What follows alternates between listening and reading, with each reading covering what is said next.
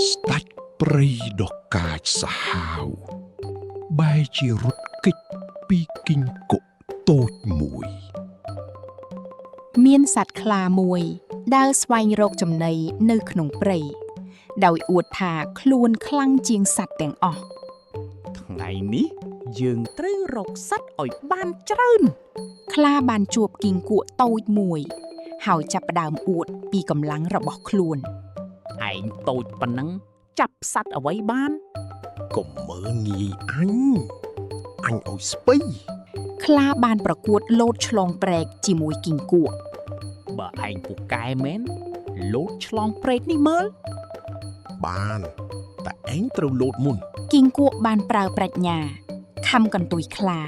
ហើយហោះឆ្លងព្រែកជាមួយខ្លា លោត ខ្លាភ្ញាក់ផ្អើលយ៉ាងខ្លាំងពេលឃើញគីងគក់ទៅដល់មុនខ្លួន អូ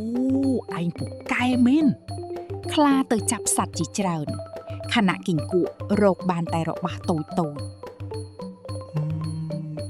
នេះក៏បានដែរ គីងគក់បោកខ្លាថាដុំធ្យូងគឺគុយរមាស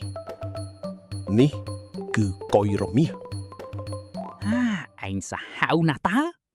គីងគក់បន្តបោកថាឆ្អឹងត្រីគឺភ្លុកដំរី នេះភ្លុកដំរីស អូយខប់ខប់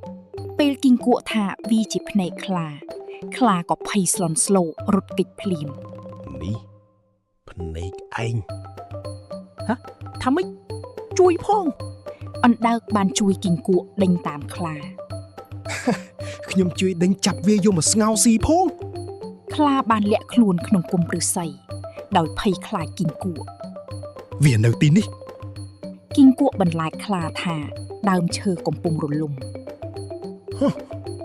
ដើមឈើរលំហើយ ខ្លាបានសុំជំនួយពីតាចាស់ជាងដៃ ជួយខ្ញុំផង គុំភ័យដេកតែព្រួយទៅ អណ្ដើកបានធ្វើឲ្យតាចាស់ដួលខណៈគីងគក់សើចសប្បាយ ដួលមួយហើយ ដោយសារភ័យខ្លាំងពេកខ្លាបានលោតចូលទឹកហើយត្រូវទឹកហូរនាំទៅបាត់ វារត់មិនរួចទេប្រាជ្ញាឈ្នះកម្លាំង